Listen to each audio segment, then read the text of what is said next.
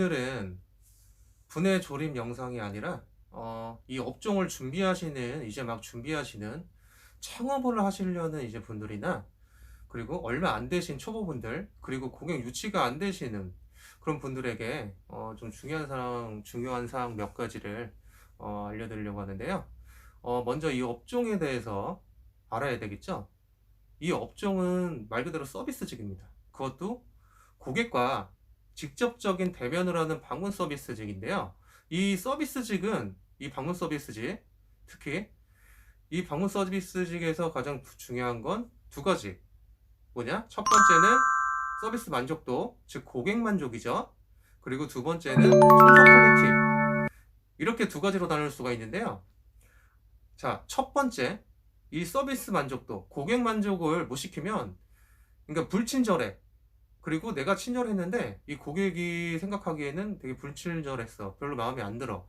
그럴 때는 청소를 아무리 깨끗하게, 즉 이제 청소를 아무리 깨끗하게 해서 퀄리티를 높여도 이게 자연적으로 청소 퀄리티는 떨어지게 됩니다. 심리적으로. 그리고 두 번째, 청소 퀄리티가 굉장히 좋지 않아요. 근데 서비스 만족도는 굉장히 친절하고 고객이 마음에 들었어. 근데 청소를 다 했는데 이 결과물을 보니까 마음에 안 들어. 뭐 곰팡이 제거도 잘 안 됐어. 이러면 또 자연적으로 서비스 만족도는 0으로 추락하게 됩니다. 아니, 0이 아니에요. 마이너스로 돼요. 그래서 다신 그 업체 안 찾습니다. 그럼 고객 유치가 자연히 안 되겠죠. 그리고 신규 유입도 안 되겠죠. 자, 이 첫 번째 서비스 만족도라는 거는 알고 보면 굉장히 쉬워요. 이게 사람이 그러니까 평상시대로 이 성향들이 다 틀리기 때문에 어려워하시는 분들도 계시지만 일단 몸에 습관화를 시켜야 돼요. 몸에 배어 있어야 되는 거죠. 자, 예를 들어서 오더를 받고 방문을 했습니다. 고객 댁에. 근데 이제 청소를 하는 과정이나 처음에 이제 입구에 방문을 했었을 때 고객들이 물어보는 게 딱 세 가지. 주로 물어보는 거. 첫 번째, 청소 주기. 청소는 얼마 만에 한 번씩 해야 하나요? 해야 되나요? 그리고 두 번째는 바로 관리 방법. 어떻게 관리를 해야 이렇게 곰팡이가 많이 안 쌓이죠? 그리고 세 번째, 바로 세제나 섬유유연제는 어떤 제품을 사용하고 또 얼마만큼 정량이 어느 정도인지 이런 것들을 물어봅니다. 물론 첫 번째 질문만 하시는 분들도 있고 여러 가지예요. 하지만 이 세 가지는 무조건, 그러니까 이 세 가지는 무조건 그냥 알려주신다고 생각하시면 됩니다. 그냥 외워두셔도 돼요. 하지만 이 얼마 안 되신 초보분들은 그럴 여유가 없죠. 분해 조립 청소만 해도 굉장히 버겁기 때문에 여유가 없습니다. 중간에 진짜 그 드럼 세탁기 같은 경우에는 부대 조립하다가 이제 너무 집중을 하니까 고객이 와서 무슨 질문을 하는지도 모르고 넘어가는 경우도 있어요. 이러시면 안 됩니다. 일단은 그리고 내가 알고 있는 것들이잖아요. 분명히 이 업종을 하시고 계시는 분들은 기본적으로 알고 계신 사항들인데 내가 처음 초기 얼마 안 된 주에는 내가 알고 있어도 갑자기 안 나와요. 고객이 물어봤을 때 내가 알고 있음에도 이런 경우가 되게 많죠. 그럴 때는 잠깐 딜레이를 시키고 여기서 멈추지 마세요. 자르면 서비스 만족도는 쭉 떨어집니다. 잠깐 화장실을 다녀온다고 하거나 잠깐 딜레이를 시키고 스마트폰에 찾아보세요. 아니면 어디에 사진을 찍어놨든지 아니면 이 메모를 하는 습관을 길러야 돼요. 자, 그리고 이 업종이 그냥 분해 조립만 배워서 하면 끝난다라고 이제 큰 착각을 하시는 분들이 대부분이에요. 보니까 굉장히 많아요. 하지만 수시로 공부를 계속해서 끊임없이 해줘야 됩니다. 왜냐면은 분해 조립은 초등학생들도 반복 교육만 한 몇 개월 정도 시켜놓으면 다 해요. 하지만 여기서 문제는 중요한 건 이 원리, 작동 원리와 또 부품, 이 수많은 부품들의 문제점, 그리고 이 부품들이 어떤 기능을 하느냐, 또 문제가 됐을 때 어떻게 조치를 해야 되느냐, 이런 노하우, 이런 원리, 이런 지식들이 필요한 거죠. 그래야 컴플레인이 와도 대응을 할 수가 있습니다. 근데 보통 보시면 초보분들 컴플레인, 이게 문제가 됐어요. 분명히 조립 불량이에요. 단순한 건데 모릅니다. 여기서 몇 시간 동안 헤매다가 그냥 갑니다. 서비스 부르고. 그럼 내 돈 나가죠. 이렇게 되면 늘지를 않아요. 그러니까 발전이 없는 거죠. 그래서 이 업종도 마찬가지로 자기 개발도 해야 되겠지만 공부를 계속 해줘야 돼요. 이 모델 또한 굉장히 많기 때문에 우리가 어쨌든 청소를 하려면 분해를 해야 되죠. 해야 되기 때문에 공부를 또 계속 해야 됩니다. 그리고 보통 가장 많이 오는 컴플레인이 물이 샌다든가 아니면 뭐 탈수가 안 돼요. 급수가 안 돼요. 단순한 겁니다. 조립 불량이에요.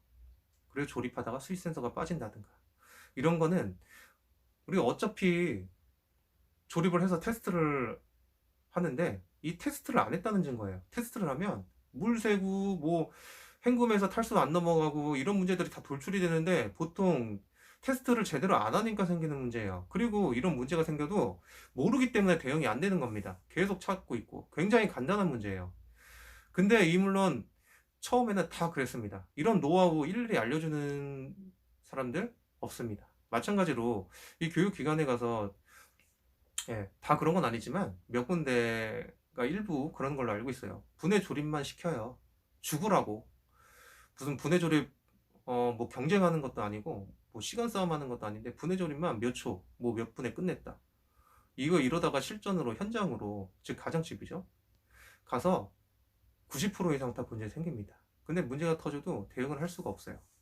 그리고 이런 뭐 얼마 전에 이제 영상에 제가 올려드렸는데 통돌이 세탁기 이제 회전판 빨래판이 안 빠질 때 부싱 고착이 돼서 안 빠질 때 이 문제도 아직도 모르는 분들이 굉장히 많아요. 뭐 몇 년 하셨는데도 아직도 모르더라고. 그래서 이걸 제가 어떻게 하느냐, 대부분 이제 처음 받았던 업체에서 문제가 터져가지고 대응이 안 되니까 전화도 안 받고 뭐 대응이 안 된다, 이건 원래 그랬다, 이런 식으로 하니까 이제 승질나서 재문의를 하는 고객들 100%가 다 그런 거예요. 갔는데 이제 문의를 하세요. 고객분들이 문의를 했는데 전 업체에서 이게 빨래판이 안 빠져가지고 그냥 갔다, 안 빠진다, 어떤 업체가 와도 안 되는 거다 이거는. 그랬는데 가봤는데 빠집니다. 안 빠지는 건 없어요. 거의 99%가 다 빠집니다. 근데 이건 딱 두 가지예요. 첫 번째는 몰라서 못하거나 이건 어쩔 수 없어요. 모르니까. 근데 두 번째가 진짜 안 좋은 건데 알고선도 귀찮으니까. 그러면서 출장비랑 이런 거 다 받아가요. 이러면 고객들이 어떻게 되겠죠? 안 찾겠죠. 유치가.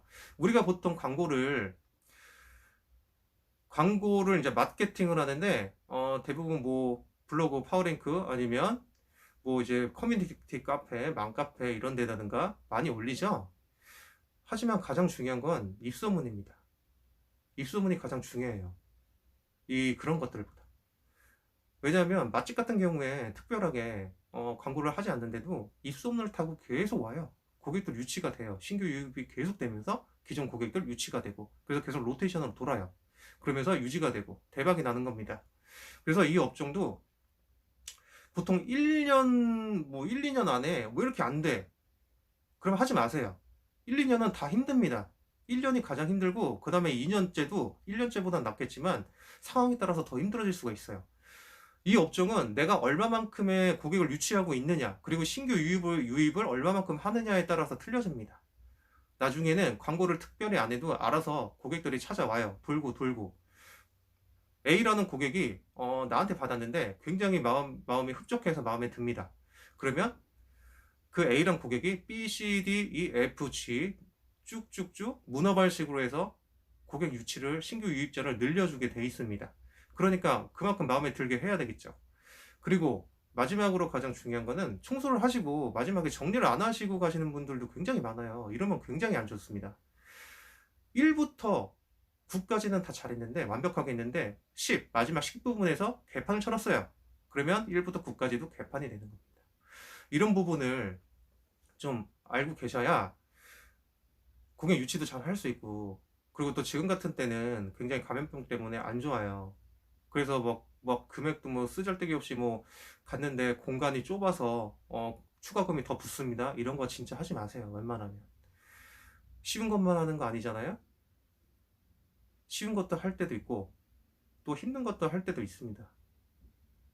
이렇게 그 금액부터가 이렇게 갔는데 사전에 고지하지 않고, 사전에 고지하면 상관이 없어요. 하지만 사전에 고지하지도 않고 갔는데 이게 너무 좁아서 안 됩니다. 추가금 더 얼마 내셔야 돼요. 이런 거 진짜 하지 마십시오. 마이너스 됩니다. 그리고 마지막 한 가지, 컴플레인이 분명 들어옵니다. 누구나 다 피할 수가 없어요. 어떤 문제든지. 하지만 절대 피하지 마십시오. 처음에 특히 초보분들. 그리고 습관적으로 피하시는 분들이 계세요. 계속 누적되는 겁니다. 이 컴플레인 같은 경우에는 직접 뭐 가보는 수밖에 없어요. 그게 제일 큽니다. 가서 테스트를 일단 해보고 분해를 해보면 답이 나와요. 부품이 망가졌으면 그것만 갈아주면 돼요. 근데 우리가 원인을 알면 이게 해결이 되게 쉬운데, 원인을 모르니까 이게 해명이 되는 거고 또 피하게 되는 겁니다. 그래서 이 컴플레인 같은 경우에 이 문제가 뭐냐면, 드럼 세탁기 같은 경우에는 거의 조립 불량이에요. 조립 잘못하면 밑에서 물 샙니다. 백튜브에서 나중에 다 조립하고 나서 작동할 때. 그리고 급수망에 오염이 가득 차 있고 뭐 이물질이 뭐 이렇게 잔뜩 껴 있어도 급소호수에서 물이 새는 경우가 있어요. 물이 뚝뚝 떨어지는데 바닥에서 흐르는 것처럼 보일 수가 있습니다. 그런 것들 자세히만 보면 굉장히 뭐 아무것도 아닌 거예요, 이거는. 그렇기 때문에 절대 피하지 마시고, 실제로 뭐 커뮤니티 카페, 뭐 맘카페 이런 데 소문도 엄청 많이 났어요. 세탁기 청소하지 말라고, 에어컨 청소하지 말라고. 근데 알고 보면 다 개판 쳐놓은 거예요. 진짜로 말 그대로 조립을 잘못해가지고 그게 막 에어컨에도 물이 새고, 세탁기 같은 경우에서 드럼 세탁기 물 새고, 그러면 이거를 바로 그 다음날이라든지 컴플레인을 접수받으면 바로 대응을 해주면 되는데 말끔합니다. 그럼 말이 없어요. 거의 안 해줘서 문제가 되는 거예요. 그래서 계속 이런 컴플레인을 솔직히 대응을 하면서 원인을 밝혀내면 다음에 이런 실수는 하지 않게 됩니다. 또 내 스킬이 돼요. 내 노하우가. 그렇기 때문에 이런 것들, 첫 번째 서비스 만족도, 두 번째 청소 퀄리티, 세 번째는 지금 방금 말씀드린 컴플레인 대응, 그리고 꾸준하게 공부를 하셔야 된다는 점. 이런 노하우, 분해 조립이 절대 중요한 게 아니에요. 빨리 한다고 누가 상을 주지도 않기 때문에 괜히 빨리빨리 하다가 부품 하나 누락되면 이거 시간이 몇 배는 더 소요됩니다. 이런 점 잘 아시고 고객을 낳는다는 점, 이런 것만 잘 염두에 두시면 분명히 좋은 성과가 있을 겁니다. 그럼 이것으로 영상을 마무리하고요. 오늘도 시청해 주셔서 감사합니다.